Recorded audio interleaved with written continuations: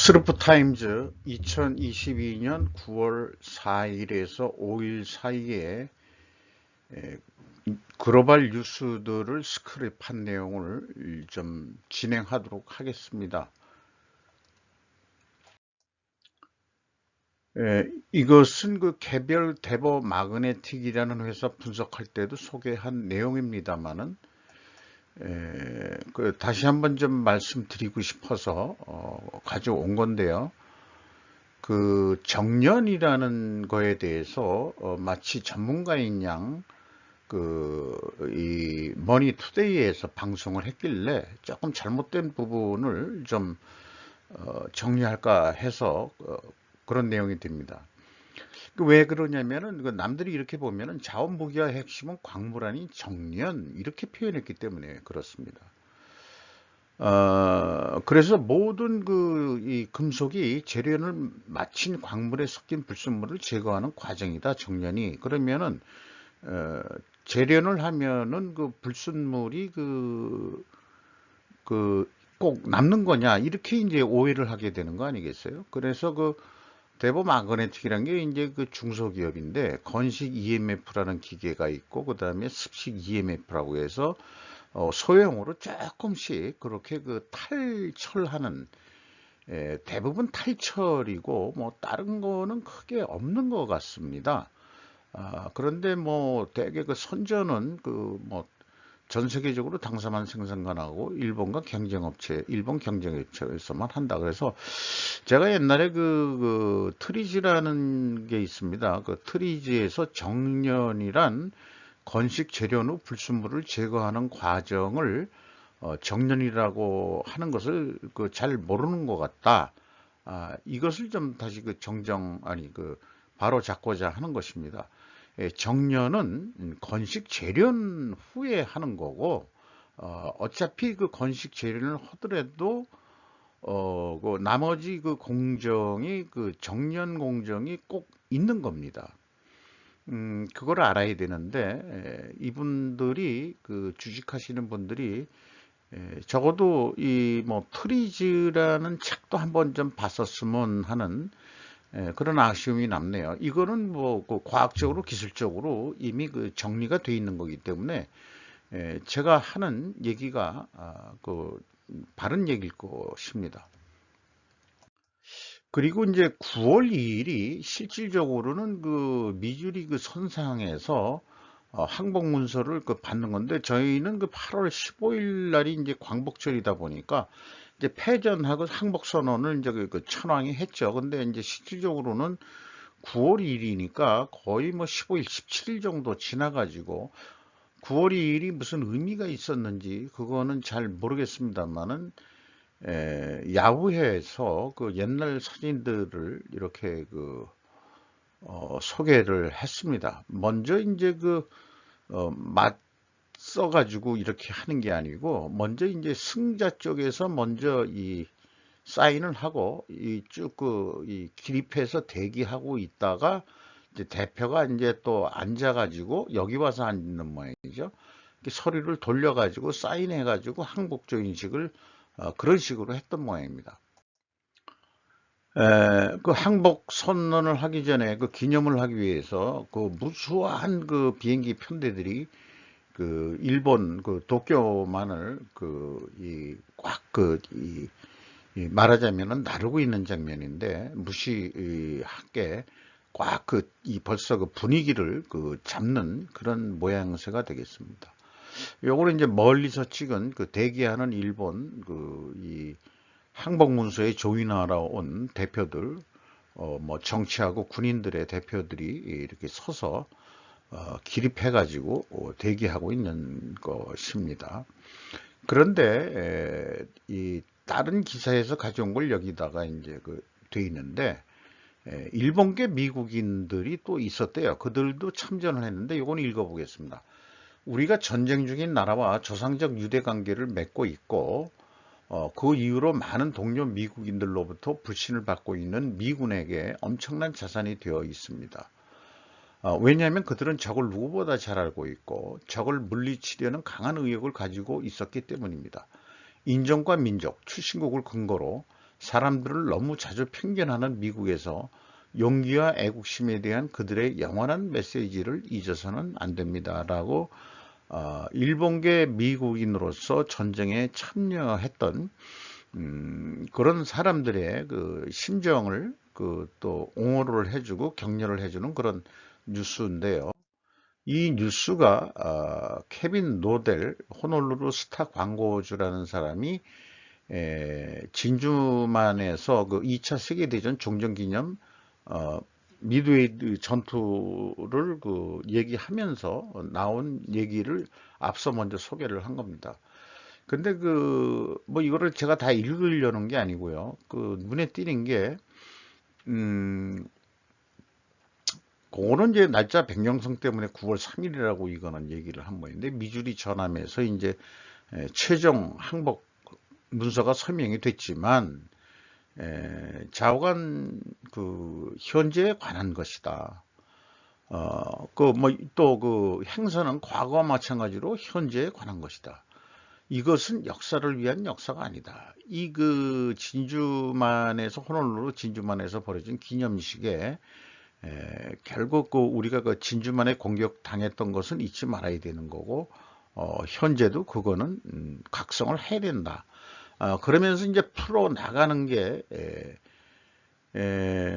북한에 대한 무기 개발 얘기도 나왔고요. 마지막으로는 중화인민공화국이라고 했습니다. 중공이라고 지금 사실 우리가 이게 그 국교가 정상화되면서 공자가 들어가는 거를 빼고 이제 중국이라고 예의상 표현해주고 있는데 중공으로 다시 얘기를 해야 맞을 것 같습니다. 그 중공이 안정적이고 개방적인 국제 체제를 좀 위협하기 위해서 경쟁 중인 건데 그 힘을 잠재적으로 그 쓰기 때문에 그 결정적 그 경쟁국이다. 그러니까 현재 그 어떤 그 승전을 위한 기념식에서 이제는 일본이 아니고 이제 중국이다 하는 것을 각오를 계속 다지는 미국의 어떤 마음가짐을 읽을 수 있었습니다. 그런데 이제 그 우리나라 고려인 주가가 파죽지세 주가 한 달 새 44만 원에서 67만 원으로 뛰었다는 얘기인데 뭐 이 내용을 뭐 쭉 한번 좀 읽어 보시면 좋을 것 아이고 요즘 뭐 기침이 자꾸 코로나하고는 관계가 없습니다. 오너일과 지분 경쟁 뭐 이런 식으로 이제 그 이렇게 그 한경 김익환 기자가 풀어 나갔습니다. 그 오너 일가끼리 그 경쟁이 맞붙어 가지고 주가가 뛰었다. 뭐 저는 그렇게 생각이 안 들더라고요. 그런 이유가 그 이 고려인의 행보가 뭔지를 한번 확인을 좀 해봐야 되는데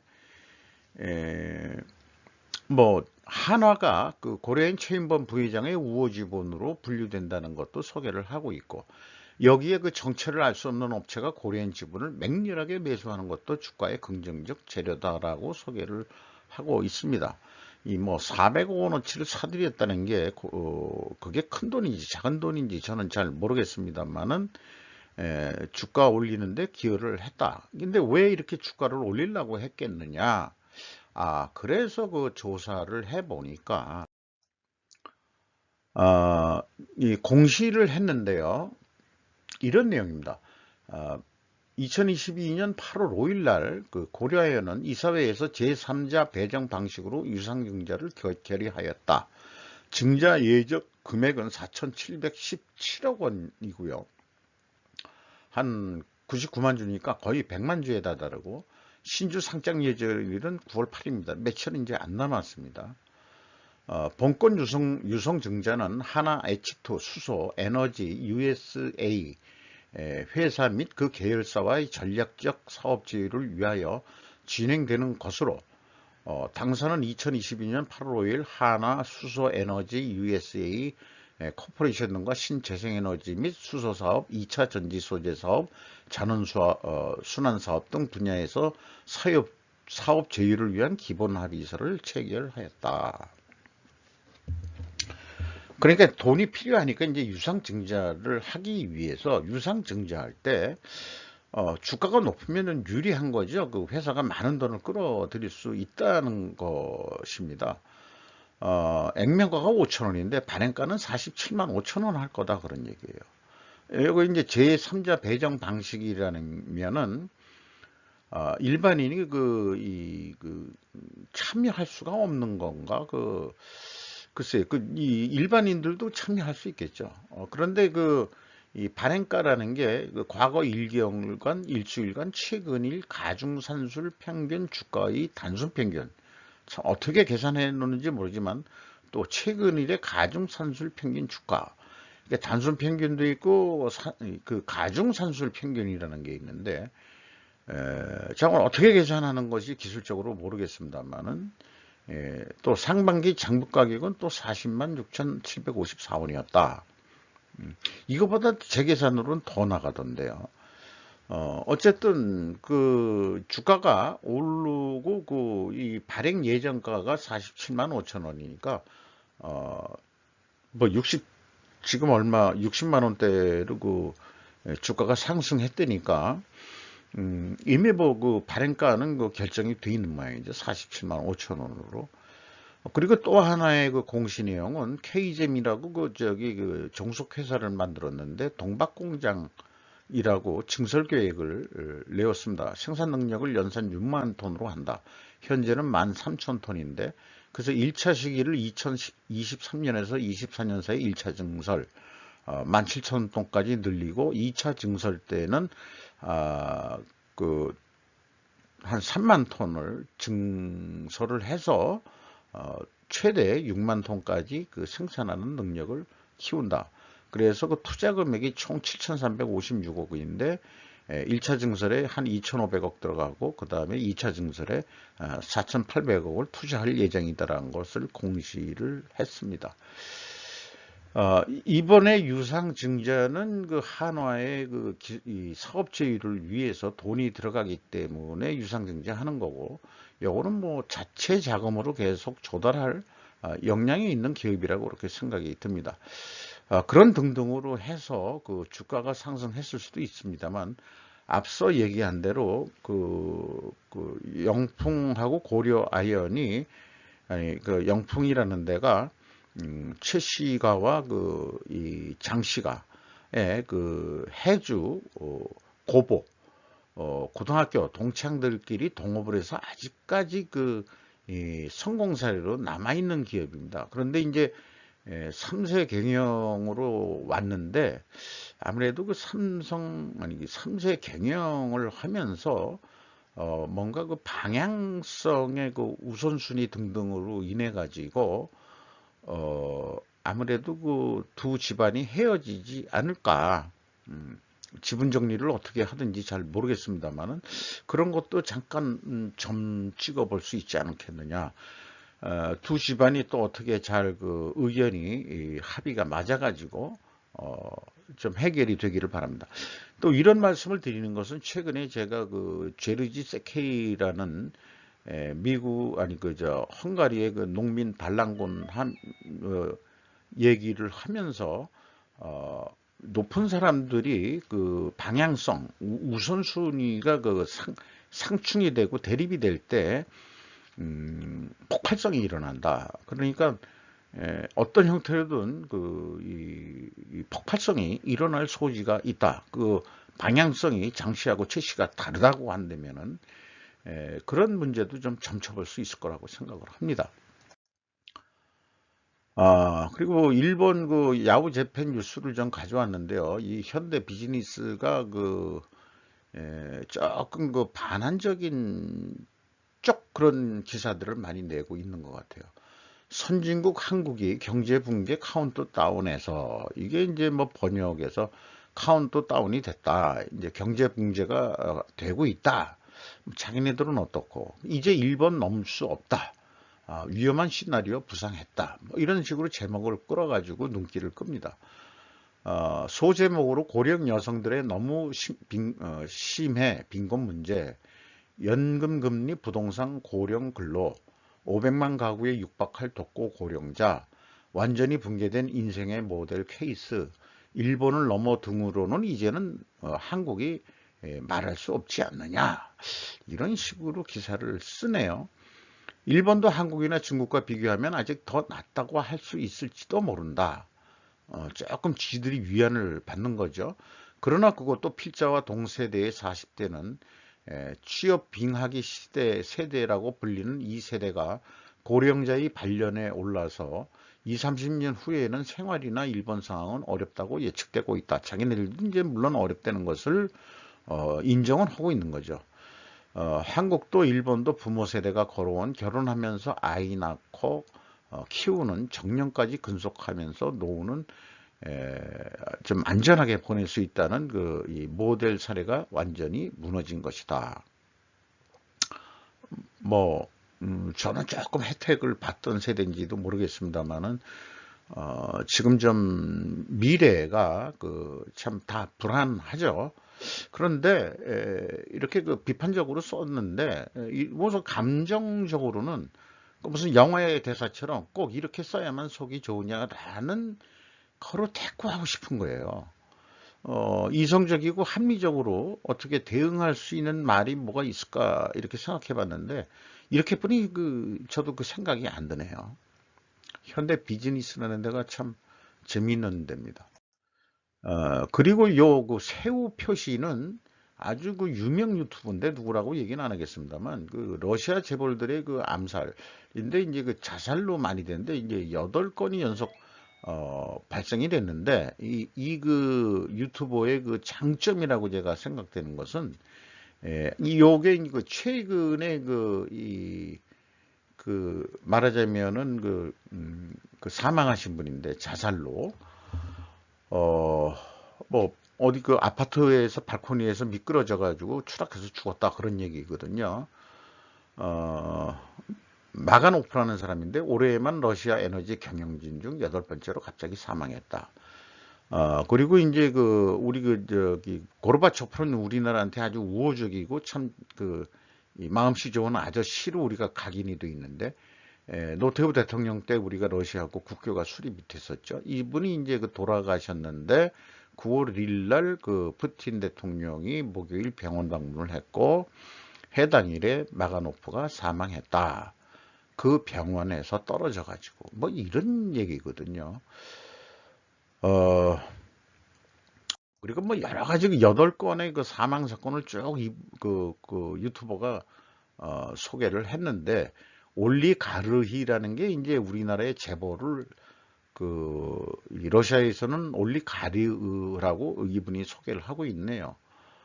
그래서 전장에 재벌들이 좀 불만을 가지고 있는데 푸틴으로서는 인정하기 어려운 거 아니냐 뭐 이런 얘기를 해보고 싶습니다. 그래서 이제 조금 언급했습니다만은 모든 내용을 캡처하지 않았지만 슈카의 장점이라고 제가 보는 것은 한 사건에 대해 파일을 던진다는 점일 것이다.